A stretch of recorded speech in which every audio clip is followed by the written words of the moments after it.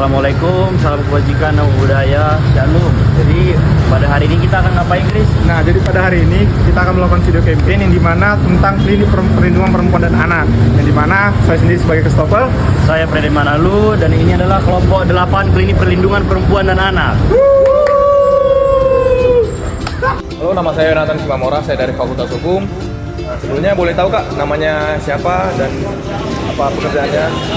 Perkenalkan, nama saya Rahel, saya mahasiswa Fakultas Hukum USU. Oh ya, oke. Kakak dari Fakultas Hukum juga ya? Iya. Oke. Kami mau bertanya Kak, ini tentang topik kami perlindungan anak dan perempuan. Bagaimana? Ini dari langsung saya pertanyaannya.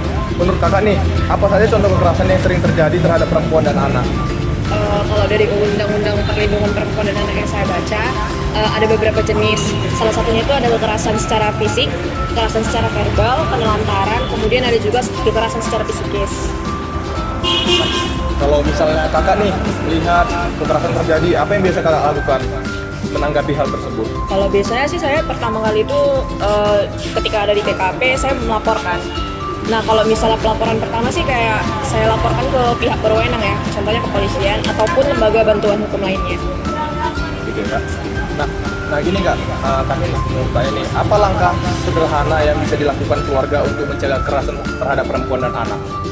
Nah, sebenarnya kalau misalnya kekerasan itu pertama itu terjadi gara-gara miskomunikasi, di mana keluarga itu kurang komunikasi dalam hal lainnya. Terus kalau misalnya ada hal yang permasalahan timbul, itu jangan langsung kekerasan, tapi coba ditanya apa penyebabnya, apa latar belakangnya dalam hal tersebut gitu. Selamat pagi Kak, saya Michael, kami dari USU. Jadi kami akan melakukan wawancara terkait dengan perempuan dan anak. Saya ingin bertanya dengan Kakak terkait dengan yang pertama, saya ingin bertanya menurut Kakak apa sebenarnya contoh kekerasan yang sering terjadi terhadap perempuan dan anak?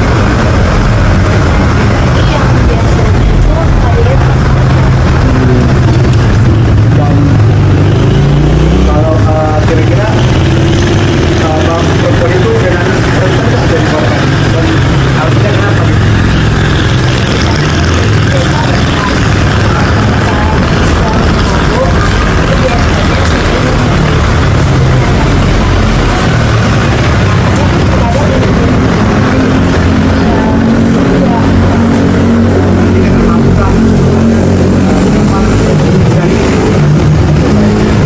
Pertanyaan selanjutnya, kira-kira Kakak melihat kekerasan terjadi, apa yang biasanya dilakukan masyarakat sekitar terhadap kekerasan pelakunya?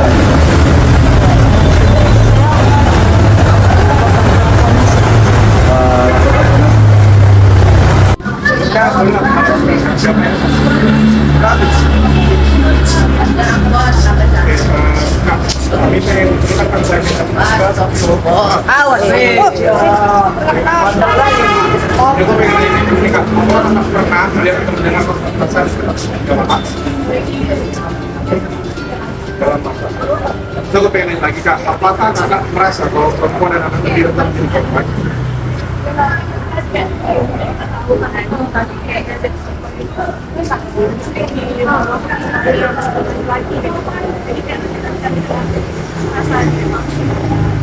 Nah, menurut Kakak sendiri, apakah kendala terbesar yang menjadi membuat korban itu tidak berani untuk melaporkan kekerasan tersebut? Biasanya itu kalau misalnya rumah tangga kan mas ya, istri jadi kayak merasa jadi itu ada di bawah suaminya, jadi ini ada ancaman atau masalah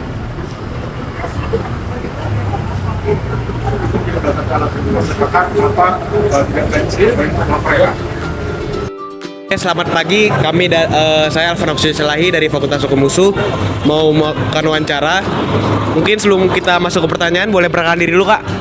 Perkenalkan, nama saya Hairuni Sanauli Siagian, saya biasa dipanggil Nisa. Oke. Mungkin untuk pertanyaan pertama Kak, Kakak pernah nggak kira-kira melihat atau mendengar mengenai kasus kekerasan di sekitar tempat tinggal Kakak? Alhamdulillah sejauh ini nggak pernah sih, karena memang kebetulan aku tinggal di tempat yang memang perempuan itu aman dan cukup dilindungi. Oke, kalau Kakak sendiri merasa nggak bahwa perempuan dan anak itu lebih rentan menjadi korban? Kira-kira kenapa kayak gitu ya Kak? Kalau dari pandangan aku pribadi, jujur memang perempuan itu lebih rentan menjadi korban.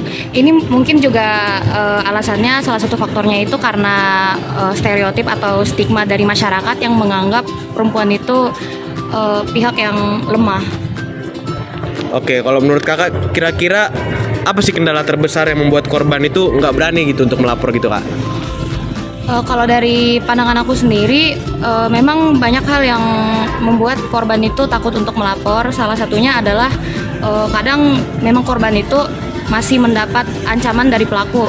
Jadi kayak misalnya kalau melapor nanti akan ada ancaman kekerasan lagi dari si pelaku. Dan bahkan memang kalau dari yang aku lihat di masyarakat, apabila perempuan mengadu tentang kekerasan yang dia alami, itu biasanya jarang didengar. Oke, terima kasih banyak, Kak. Oke, selamat pagi semua. Ya, sebelumnya perkenalkan nama saya Calvin ya, Dek ya. Kira-kira nama kalian ini siapa nih? Satu coba dari paling kiri coba. Alpan. Alpan, terus Ya. Satria, Haikal, terus Gilang. Nah, sekarang kan ini kita kayak mengenai perlindungan anak dan perempuan.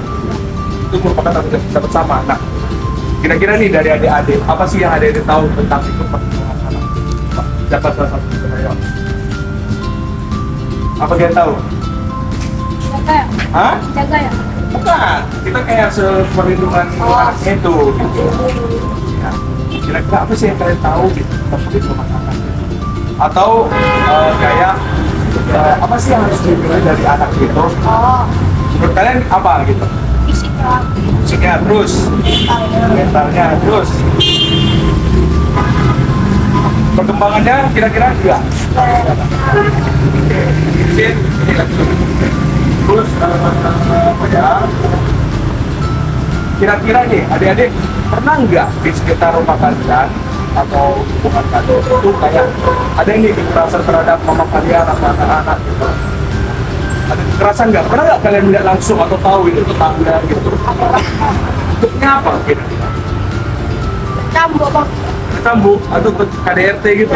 KDRT gitu ya? Oke, lanjut. Nih, kalau misalnya kalian tahu nih, bahwasannya sekitar rumah kalian ada kayak gitu. Biasanya apa sih yang akan kalian lakukan sebagai anak ini loh? Takut? Shock ya? Iya ya. Ada nggak misalnya kalian kayak beritahu ke orang tua dulu kalian bahwasannya nih, Mas, keluarga kita ada yang yang menurut bapak ya? Atau misalnya juga bilang ke kepala lingkungan.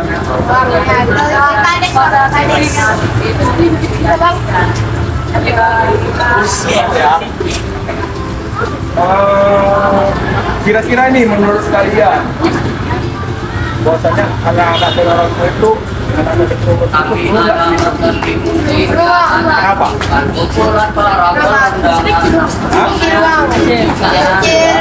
Apa pertumbuhannya masih panjang pak? Oke, jadi makanya perlu didengar. Ya.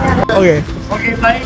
Mungkin teman kami, sahabat kami Razon yang sudah menemani kami dari awal sampai akan dikumpulkan dari klinik kami ini, bagaimana pendapat dari kawan kami?